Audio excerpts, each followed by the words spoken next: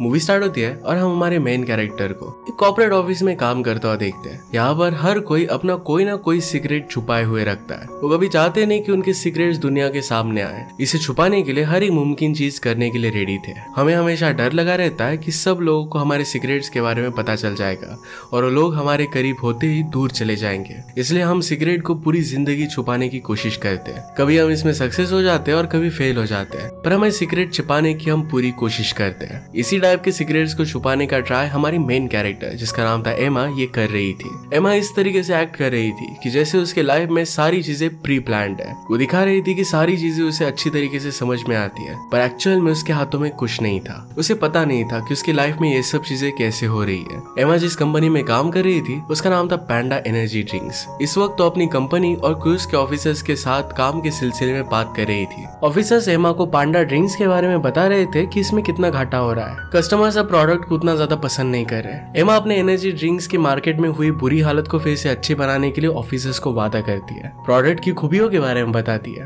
उन्हें बताती है कि चेंजेस करने के बाद किस तरीके से लोग इसे पसंद करने लगेंगे। वो ड्रिंक को डेमोन्स्ट्रेट करने के लिए इसे ओपन कर दिखा रही थी। उसमें से सोडा बाहर निकल आता है क्योंकि ज्यादा गैस हो गई थी। ये ड्रिंक उन ऑफिसर पर गिर जाता है। एमा इस बात से बहुत डर जाती है। तो ऑफिसर्स को रिक्वेस्ट करती है कि प्लीज इसके बारे में मेरे बॉस को कंप्लेन मत करना। इसके बाद हम देखते हैं कि एयरपोर्ट की वेटिंग एरिया में एमा बैठी हुई थी और उसे लिसी का कॉल आता है। जो भी हुआ था इस सब के बारे में एमा उसे बताती है। लिसी उसकी बहुत ही खास फ्रेंड थी, साथ में उसकी रूममेट भी थी। लिसी को पता था कि एमा को प्लेन में बैठने से बहुत डर लगता है और इसी वजह से उसे इनकरेज वो कर रही थी। वो कहती कि हजारों लोग एक टाइम पर फ्लाइट से सफर करते हैं, तुम्हें डरने की कोई भी जरूरत नहीं है। बाद में हम देखते हैं कि एमा अपना चेक इन करवाती है। अपनी सीट पर जाकर बैठ गए। उसे विंडो सीट मिली थी तो उसे बहुत अच्छा लगता है। एयर स्टाफ उसे शैंपेन की ग्लास ऑफर करता है। इसे वो एंजॉय कर रही थी।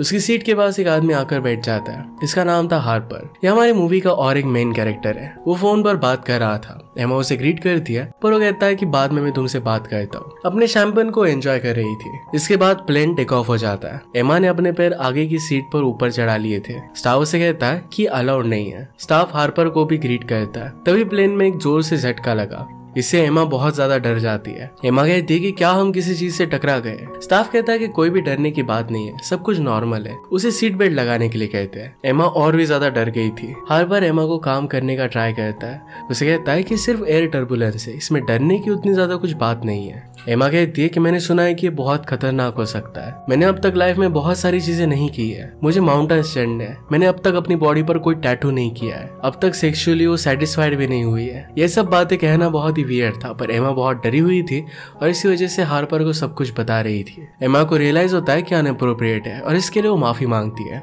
एरोप्लेन में बैठे सब लोग झटकों की वजह से काफी डरे हुए थे और एमा भी बहुत डरी हुई थी। हार्पर उसे कहता है तुम अपनी बातें करती रहो, इससे तुम्हें जरा अच्छा लगेगा। एमा उसे अपने डर के बारे में बताती है कि उसे लग रहा है कि शायद उसका पूरा करियर अब खत्म हो जाएगा क्योंकि क्लाइंट के साथ उसकी मीटिंग उतनी अच्छी गई नहीं थी। उसे लगता है कि अब उसकी फ्रेंड को प्रमोशन मिल जाएगा और दूसरों के लिए उसे काम करना पड़ेगा। वो अपने फेवरेट मूवी के बारे में, अपने बॉयफ्रेंड के बारे में सारी इंटीमेट डिटेल्स बता रही थी। ये सब बताते हुए उसे कुछ भी आइडिया नहीं था कि जिस कंपनी में वो काम कर रही है एक्चुअल में उसका बॉस हार्पर ही है। ये सब जब वो बता रही थी तो थोड़ी देर में हार्पर उसे रोक देता है क्योंकि उनका प्लेन अब लैंड हो चुका था। बहुत टाइम से टर्बुलेंस भी नहीं था, पर फिर भी एमा उसे सब कुछ बता रही थी तो हार्पर सुन रहा था। ये बात जब एमा रियलाइज करती है कि हार्पर ने उसे रोका नहीं, तो इस बात से वो बहुत ज्यादा गुस्सा हो जाती है। हार्पर कहता है कि मुझे लगा कि ये सब बताने से तुम्हारा मन हल्का हो जाएगा, इसी वजह से मैं तुम्हें रोकना नहीं चाहता था। उसे गुस्सा होकर वहां से निकल जाती है। एयरपोर्ट पर उसका बॉयफ्रेंड कॉनर उसे लेने के लिए आया हुआ था। कॉनर को उसकी काफी चिंता हो रही थी क्योंकि उसे पता था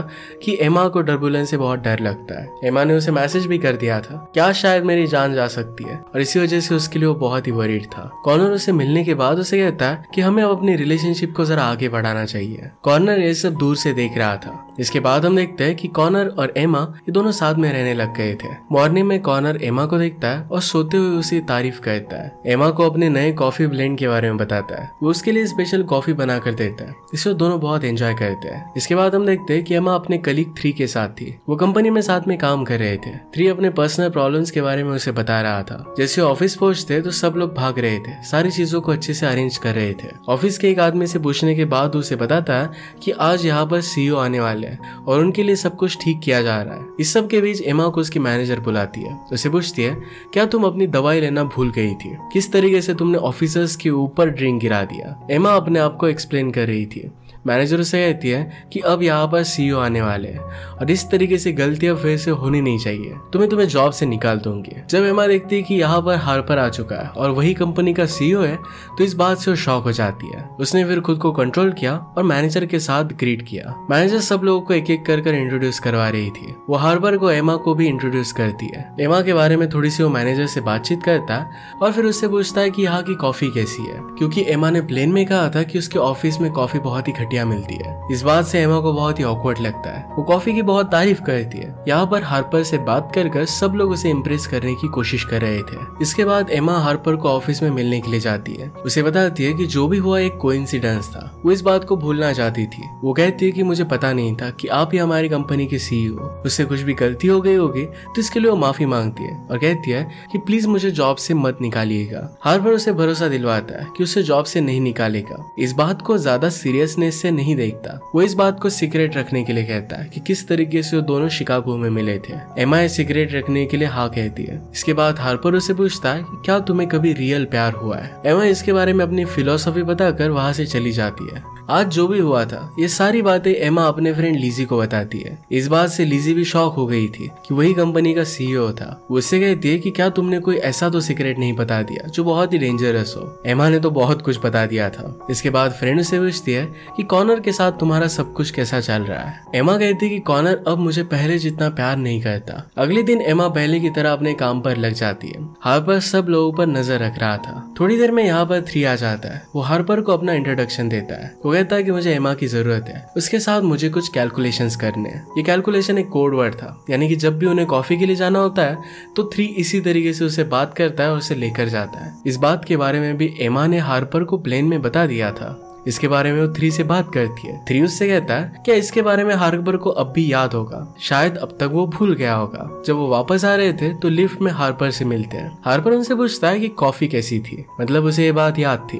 3 कुछ न कुछ कर उसे अपनी बातों में उलझा कर वहाँ से चला जाता है। बीच में लिफ्ट में कॉनर आता है। कॉनर भी हार्पर के लिए काम करता था। कॉनर भी हार्पर की कंपनी में एज ए रिसर्चर काम करता था। वो आज उन सब लोगों को प्लानिंग की प्रेजेंटेशन दिखाने वाला था। हार्पर एमा को कहता है कि तुम भी प्रेजेंटेशन में आ सकती हो। सब लोग कॉनर का प्रेजेंटेशन देखते हैं और ये काफी इंटरटेनिंग था। एमा कहती है कि मेरे ग्रैंडफादर को भी ड्रिंक बहुत ही पसंद था। बाद में एमा कॉनर को मैसेज कर कंपनी के स्टोर रूम में बुलाती है। वहाँ पर कॉनर जैसे आता है तो उसके साथ वो इंटीमेट होने की कोशिश करती है। कॉनर इस बात से चिढ़ जाता है और बहुत गुस्सा था। दोनों में इस बात से फाइट हो जाती है। उनकी बात अब ब्रेकअप तक पहुंच चुकी थी। अगले दिन एमा निक को कहती है कि हमें पैंडा ड्रिंक्स को एडवर्टाइज करना चाहिए और वो मैगजीन्स में। ये रिक्वेस्ट लेकर एमा को हार्पर के पास जाना पड़ता है। हार्पर एमा को थोड़ी देर के लिए बैठने के लिए कहता है। उसे कहता है कि मैंने सुना कि तुम और कॉनर दोनों ब्रेकअप कर रहे हो। एमा कहती है कि मुझे लगता है कि अब सिंगल रहना ही अच्छा है, ये मेरी ग्रोथ के लिए बहुत अच्छा होगा। हार्पर फिर तुरंत उसे पूछ लेता है कि क्या तुम मेरे साथ डिनर पर आ सकती हो? एमा इसके लिए राजी हो जाती है। दोनों डिनर पर जाने के लिए रेडी हो जाते हैं। एमा लिसी से एक क्लब के पीछे के दरवाजे की चाबी ले लेती है। दोनों वहां छुपकर एंट्री लेने वाले थे, पर इसमें वो पकड़े जाते हैं। उनका प्लान फेल हो चुका था और उन्हें अब भूख लगी थी। वो दोनों फिर एक जगह पर पार्सल लेते हैं। एक लेक के पास किनारे पर बैठ कर इसे एंजॉय करते हैं। दोनों एक दूसरे से बात कर रहे थे और बातों बातों में एक दूसरे के करीब आते हैं और किस करते हैं। हार्पर को तभी कॉल आता है। शिकागो वापस आने की किसी से वो बात कर रहा था। बात खत्म होने के बाद वो एमा के पास वापस आया। एमा उसे परेशान देख कर कहती है, क्या तुम्हें मैं कोई हेल्प कर सकती हो? हार्पर कहता है कि ये बातें जरा कॉम्प्लिकेटेड है। दोनों बात कर रहे थे कि किस तरीके से हार्पर को एमा की हर एक बात याद है। एमा को अपनी लाइफ बोरिंग है, पर हार्पर को बहुत एक्साइटिंग लगती है। वो कहता है कि तुम्हारी बातों में मैं हमेशा खो जाता हूँ। इसके बाद वो दोनों करीब आ जाते हैं, किस कहते हैं। वहां से निकलकर फिर एक होटल में आकर वो दोनों इंटीमेट हो गए। इसके बाद हम देखते हैं कि एमा और हार्पर एक दूसरे के साथ बहुत अच्छे से टाइम स्पेंड करते हैं। एक दिन ऑफिस में एमा अपने फोन पर हार्पर के साथ जो भी खुशी के पल उसने बिताए इसके पिक्स वो देख रही थी। मैनेजर फिर सब लोगों को बुलाती है और कहती है कि आज हमारे सीईओ हार्पर का इंटरव्यू है।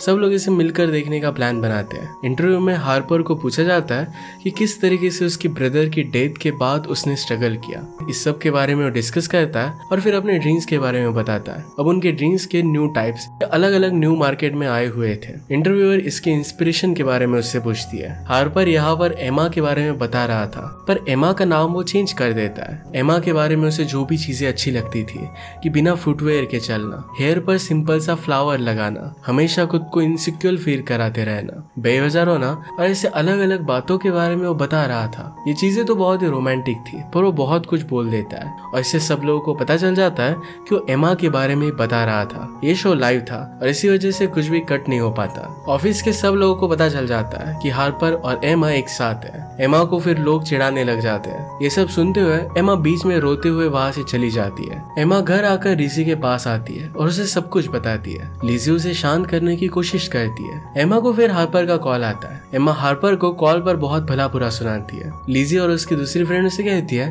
कि हार्पर ने जिस तरीके से तुम्हारे सीक्रेट्स के बारे में बता दिया, क्या तुम्हें भी हार्पर के सीक्रेट के बारे में पता है? एमा कहती है कि मुझे उसके बारे में ज्यादा कुछ भी पता नहीं है। वो एक्सेप्ट करती है कि उनकी रिलेशनशिप एक तरफा है। एमा 3 को वहां से जाने के लिए मना करती है, पर फिर भी 3 वहां से चला जाता है क्योंकि उसे लगता है कि हार्पर के साथ एमा को प्राइवेट बात करनी होगी। हार्पर एमा को सॉरी कहता है। एमा को सारी चीजों की वजह से बहुत बुरा लगा था, इस वजह से उसे माफ नहीं कर सकती थी। वो कहती कि मैंने तुम्हें सारी मेरी प्राइवेट बातें बताई थी, तुमने रिवील क्यों की? लोगों ने मुझे इस बात से बहुत क्रिटिसाइज किया। एमा कहती कि तुम अपने बारे में कुछ भी बताते नहीं, या तुम्हें लगता है कि तुम्हारे सीक्रेट दूसरों के कंपैरिजन में ज्यादा इंपॉर्टेंट है। हार्पर कहता है कि मेरे सीक्रेट्स को लेकर मैं किसी पर भी ट्रस्ट नहीं कर सकता, इसी वजह से वो किसी को भी नहीं बताता। इसके बाद हम देखते हैं कि ड्रिंक के लिए मैगजीन में जो एडवर्टाइजमेंट दी गई थी ये सक्सेसफुल हो जाती है। इसका क्रेडिट निक खुद ले लेता है। इस बात से एमा गुस्सा हो जाती है और सारी बातें मैनेजर को बताती है। वो कहती है कि ये सब आइडिया मेरा था और मुझे इसका क्रेडिट मिलना चाहिए। एमा अपनी सक्सेस के लिए प्रमोशन की रिक्वेस्ट करती है। मैनेजर को उसका काम बहुत अच्छा लगा था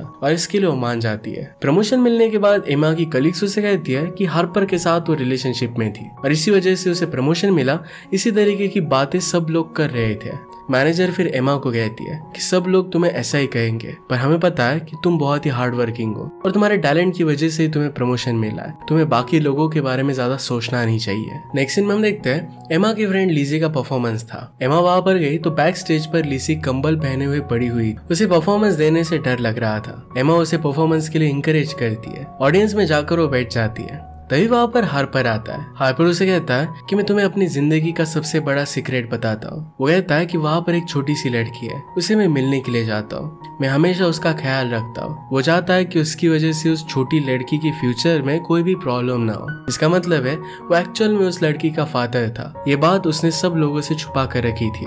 वो अपनी बेटी की रिस्पॉन्सिबिलिटी से भागना नहीं चाहता था और इसी वजह से हमेशा उससे विजिट करता रहता था। शायद उसकी बेटी की मदर और हार्पर के बीच में रिलेशनशिप उतनी अच्छी नहीं थी और इसी वजह से अपनी बेटी का फिर भी वो ख्याल रखा करता था। एमा को ये बात समझ में आती है। हार्पर वहां से जाने लगता है, पर एमा उसे परफॉर्मेंस के लिए रोक लेती है। दोनों साथ में लिज़ी का परफॉर्मेंस देखते हैं और लिज़ी ने बहुत अच्छे से परफॉर्म किया। परफॉर्मेंस के बाद हार्पर एमा की तारीफ करता है। एमा फिर हार्पर को वहां से भेज देती है। वो लिज़ी से मिलने के लिए आई और उससे कहती है कि हार्पर ने अपनी लाइफ का सबसे बड़ा सीक्रेट मुझे बता दिया है ताकि मैं उससे ट्रस्ट कर पाऊं। दोनों जब इसके बारे में बात कर रहे थे तो उनकी बात एक फेमस रिपोर्टर सुन रहा था। वो डायरेक्टली जाकर एमा को हार्पर के सीक्रेट के बारे में बताने के लिए कहता है। वो कहता है कि इसके लिए मैं तुम्हें बहुत सारे पैसे दूंगा। एमा इस बात के लिए मना कर देती है। तभी वहां पर हार्पर आ गया तो रिपोर्टर एमा को छोड़कर हार्पर को डायरेक्टली सवाल पूछने लगता है। हार्पर इस बात को टाल देता है। वहां से फिर वो निकल गया। एमा से गुस्सा हो जाता है। उसे लगता है कि शायद एमा ने रिपोर्टर को बताया था। एमा उसे समझाने के लिए जाती है,